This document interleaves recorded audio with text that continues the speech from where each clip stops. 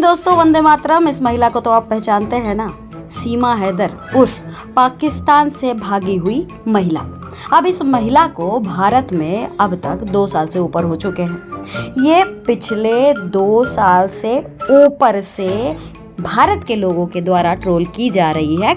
अगर शुद्ध हिंदी में बताया जाए तो भर भर के इसकी बेइज्जती हो रही है।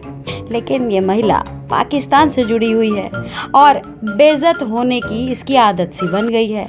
अब देखिए, इसकी वीडियो लोगों ने देखना बंद किया तो अब ये क्या कर रही है, ये ज़बरदस्ती एक वीडियो जारी कर रही है और बोल रही है कि लोग मेरे से बहुत सारे सवाल करते हैं। अब मैं सोच रही हूँ कि एक वीडियो बनाती हूँ जिसमें मैं लोगों के सवालों का जवाब दूंगी।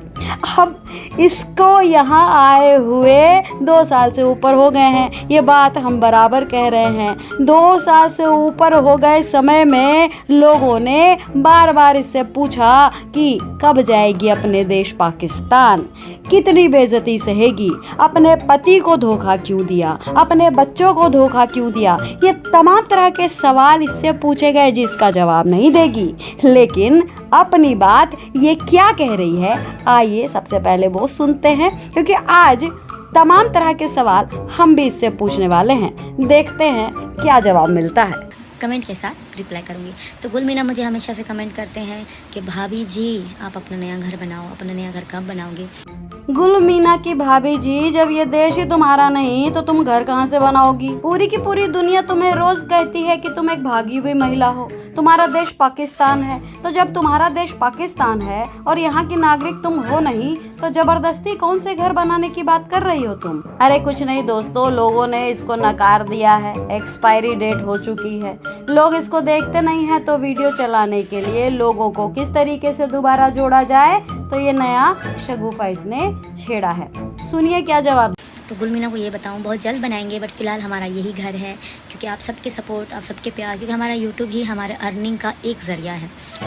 सुन लिया ना, आपकी बातों पर ये खुद ही मोहर लगा रही है। ये कह रही है कि मैं रोज ठुमके लगाती हूँ तो मेरे घर में डॉलर आते हैं, वरना यहाँ कमाई धमाई के लायक कोई भी नहीं है, कहीं से कोई पैसा नहीं आता। अगर मैं ठुमके ना लगाऊं तो घर में चूल्हा भी नहीं जलेगा।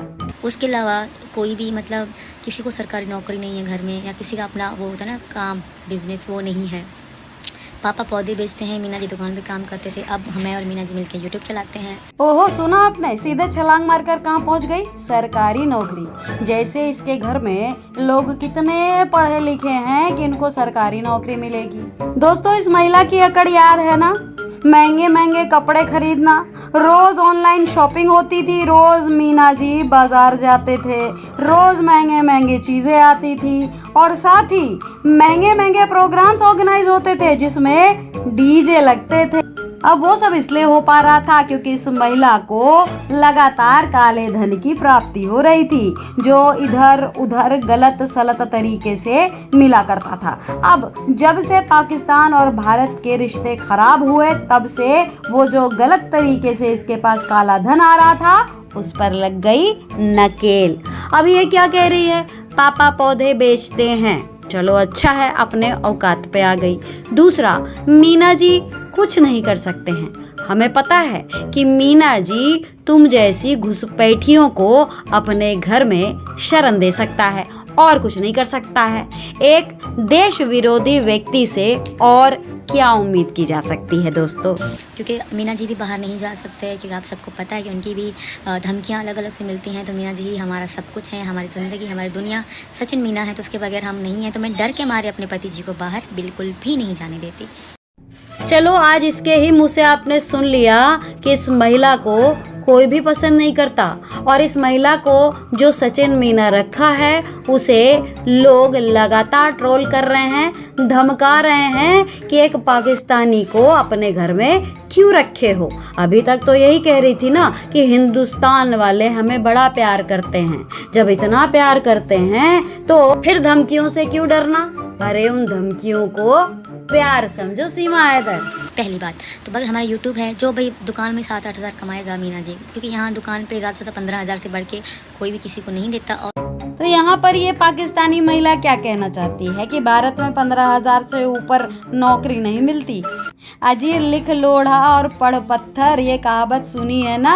अब इस फूहड़ महिला को कौन समझाए कि जिसने चौथी भी पास नहीं की है उसे क्या कोई लाखों रुपए की नौकरी देगा। और मैं क्योंकि नौकरी और तो है नहीं, बिजनेस खोलने के लिए ढेर सारा पैसा चाहिए, फिलहाल वो है नहीं, तो इसलिए जो 15,000 मीना जी वहाँ कमाते हैं तो वो आप सबकी दया से, मतलब आप सबके प्यार से।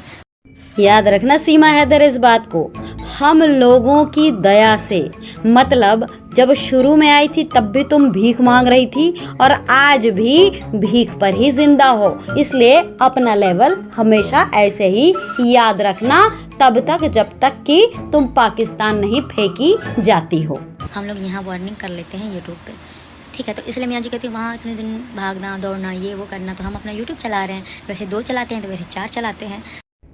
कुल मिलाकर दोस्तों इस पाकिस्तानी चालाक लोमड़ी की अगर चालाकी को समझा जाए तो ये बताने की कोशिश कर रही है कि आमदनी अठन्नी हो रही है और खर्चा रुपया हो रहा है, मतलब अब आमदनी हो रही है बंद, इसलिए दोबारा से भारत के लोगों को अपील कर रही है कि आपके सारे सवालों का मैं जवाब दूंगी, इसलिए रेगुलर मुझे आप वॉच करते रहिए। और ये भी बता रही है कि इसके घर में एक भी ऐसा बंदा नहीं है जो कमा सके बगैर इसके ठुमके लगाए घर का दाना पानी नहीं चलने वाला। चलिए जाते जाते दोस्तों आपकी तरफ से 2-4 सवाल हम भी दाग देते हैं। तो पहला सवाल सीमा हैदर तुम्हारे लिए ये है कि पाकिस्तान में जब तुम्हारा पति गुलाम हैदर बैठा था तो अपने बच्चों से जफर हुसैन को पापा पापा क्यों बुलवाती थी।